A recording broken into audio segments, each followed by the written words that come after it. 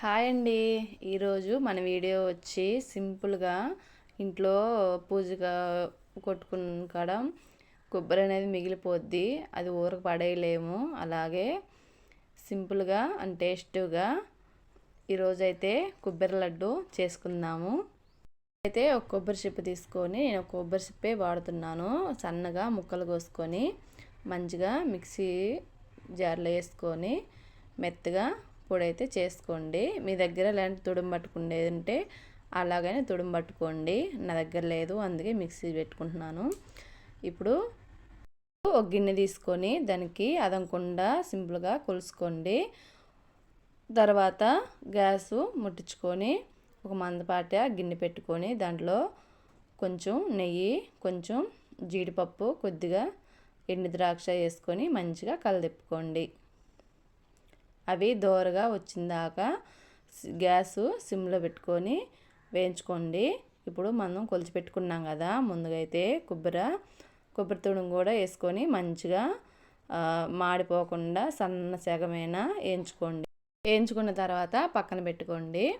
ఇప్పుడైతే మనం ఇందాకే గిన్నెతో అయితే కొబ్బరి కొలుచుకున్నాం, అదే గిన్నెతోటి ఒక అరకప్పు బెల్లం కూడా మంచిగా మెత్తగా దంచుకొని ముక్కలు చేసుకొని పక్కన పెట్టుకోండి. ఒక గిన్నె తీసుకొని ఒక అరకప్పు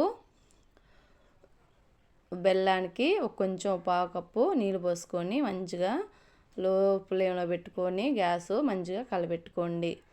మనకి అది బెల్లం అనేది మంచిగా కరిగిపోతే చాలండి. అయిన తర్వాత మనము చూసుకోవాలన్నమాట. తీగ పాకం వస్తే చాలు, మనకి ముదురు పాకం రావాల్సిన అవసరం లేదు. ఎలా వచ్చినా కానీ మనకి కొబ్బరి లడ్డు అయితే పర్ఫెక్ట్గా వచ్చేసిద్ది అన్నమాట. నాకైతే ఇక్కడ తీగ పాకం వచ్చింది. ఇప్పుడు మంచిగా ఆ కొబ్బరి వేయించుకున్న దాంట్లో అయితే మనము ముందుకు పాకు పట్టుకున్నది మంచిగా పోసుకొని కలదిప్పుకోవాలన్నమాట. కలదిప్పుతూ ఉండాలి సన్న సెగమంటమేన. ఇప్పుడు కొంచెం నువ్వులు వేసుకోండి. నువ్వులు వేసుకున్నా కానీ మంచిగా ఉంటుంది, మన ఆరోగ్యానికి కూడా చాలా మంచిది. అలాగే పాకంలో బెల్లం పాకంలో కొంచెం యాలకులు కూడా వేసుకోండి. యాలకుల పొడి నేను వేసుకున్నాను. సన్న సెగమైన అయితే మనము మంచిగా కొబ్బరి తుడుము వేయించుకుందామండి.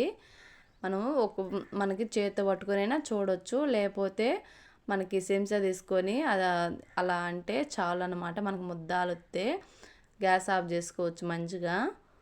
చూడండి, నాకైతే రెడీ అయిపోయింది మంచి పర్ఫెక్ట్గా. అయితే గ్యాస్ ఆఫ్ చేసుకొని కింద దించి పెట్టుకున్నాను అనమాట. దించుకున్న తర్వాత వేడివైనా మనకి ముద్ద అనేది రాదు.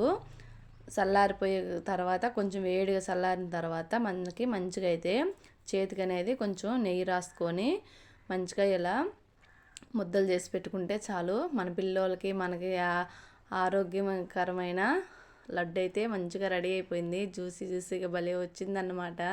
ఏం చేయటం అసలుకి ఫస్ట్ సారి చేసా కానీ లడ్డు అయితే మంచిగా గుండ్రు షేప్లో భలే వచ్చిందనమాట. ఎప్పుడో మన అమ్మమ్మలు చేసిన కాలం అండి, మళ్ళీ మీ ముందుకు తీసుకొచ్చా. మన వీడియో నచ్చితే అలాగే మీకు మా ఛానల్ నచ్చితే ప్లీజ్ ఫాలో చేసుకోండి, సపోర్ట్ చేయండి, షేర్ చేసి పెట్టుకోండి. పిల్లోలకి